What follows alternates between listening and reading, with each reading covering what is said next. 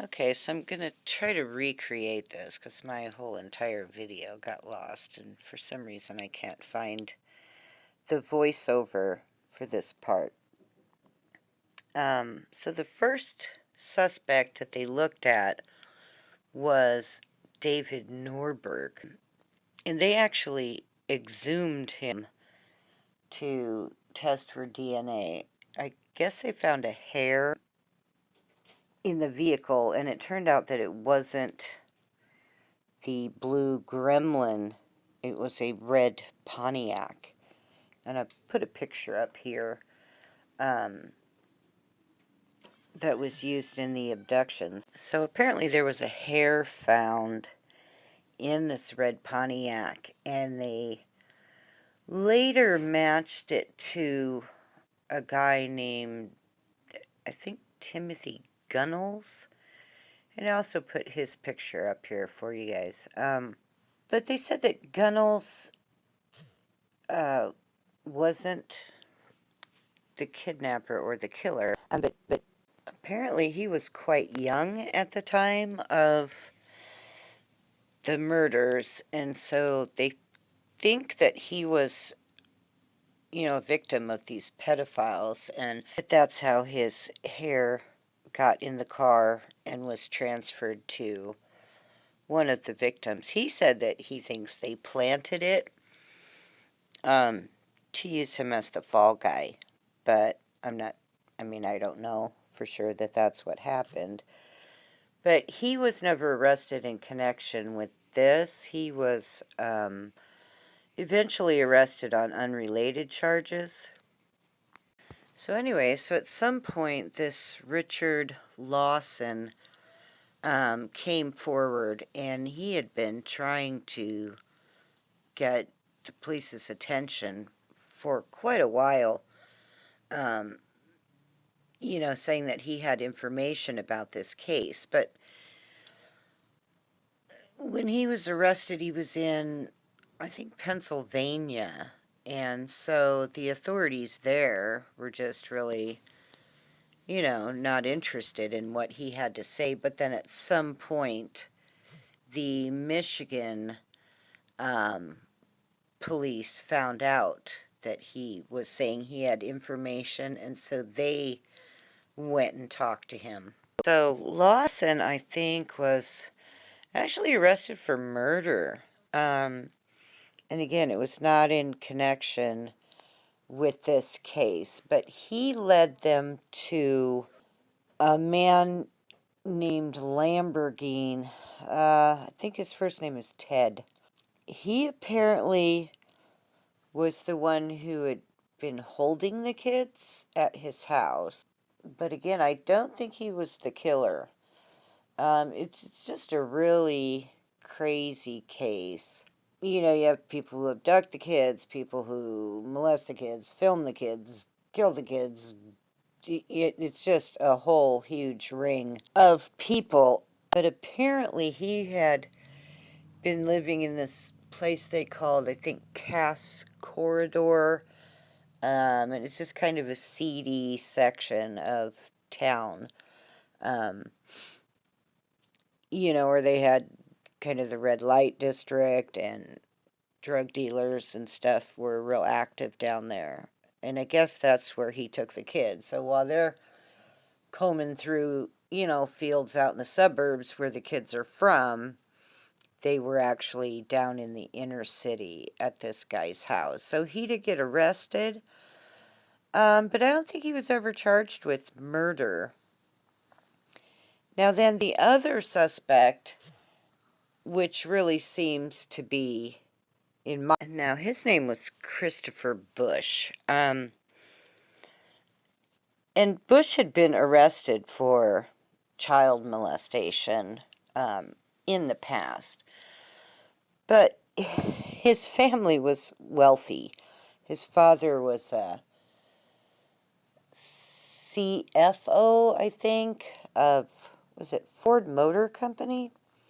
One of the car companies. And so he was a bigwig down there and had a lot of money, and also had a reputation to protect. So he's got this dingbat son that he has to keep bailing out, for the kid, but also for his own sake.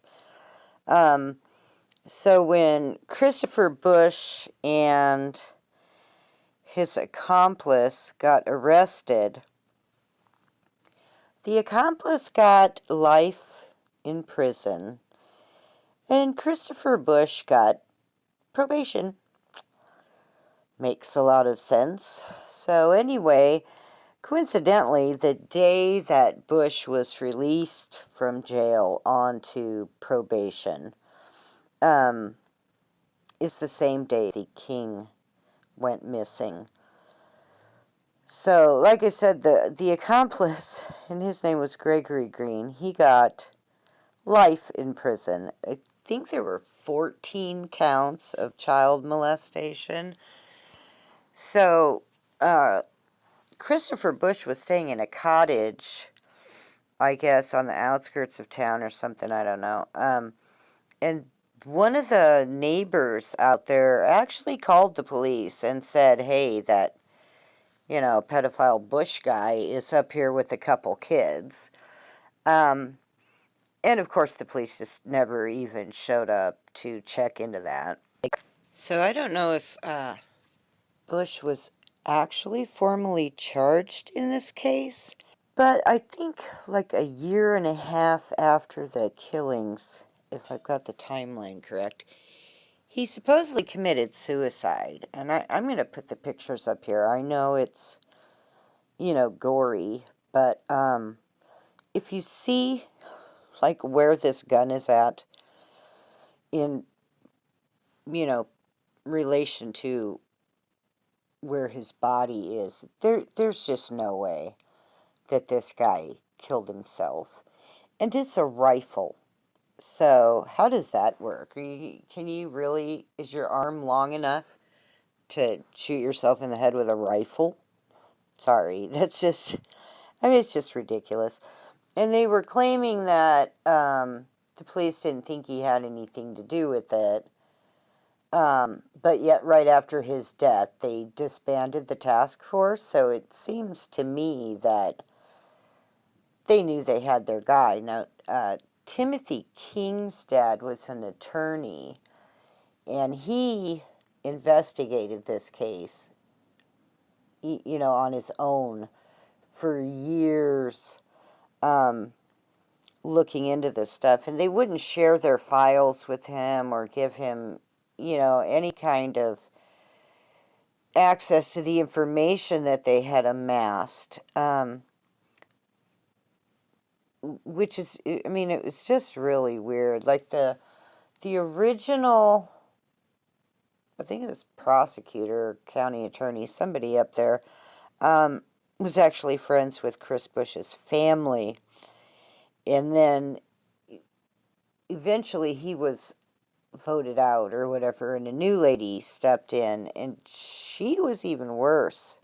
Like, I think he kind of seems to have hindered the investigations, but she just put up a brick wall and would not share anything with Timmy King's dad. So eventually, he had to pay like $10,000. He filed a Freedom of Information Act against the administration up there at the time and got finally access to all the files. Now, he believes that Christopher Bush was the killer. But of course, he's, dead, so they can't put him in jail. Not that his dad would let that happen, of course, with all his money. But anyway, it doesn't really seem like they did much in the way of investigating not only the killings of the children, but the supposed suicide of Christopher Bush. Most of the information they got came from other people just telling them. I don't know that they really uncovered anything much on their own. You know, and I don't want to be rude, but it doesn't really give a lot of information on what kind of investigating was done. I know there's a police officer that was on the case at the time. It eventually went to his son after he grew up and became a police officer. So he says that they continued to work the leads all that time. But it really seems like it was this Richard Lawson that cracked the case. I don't know. And again, nobody was arrested, so I mean, like for the actual murders of these children, there were some arrests made in connection with the case, but I don't think anyone was ever officially charged with all the murders. Anyway, so several people alluded to a possible connection to the Fox Island case. So I'm going to look into that one next and make a separate part. Also, I noticed as I was kind of looking through some of the documents that Christopher Bush lived in Mount Morenci. And there was another case of 3 missing boys from Mount Morenci, and I think this was years later. I'm not clear on the timeline, but I'm going to look for a connection there because it said that the father claimed he sent the boys into an underground network to keep them away from their mother. So he's still in prison. The kids were never found. But the kind of networks they had going out there is not anything that someone in their right mind would want to send their children into. But so I just kind of wonder if there's a connection. So I'm going to look into that one as well. Now, that case was the Skelton brothers, and there were 3 of them. So that will probably be another video kind of in this series that I'll look at after the Fox Island.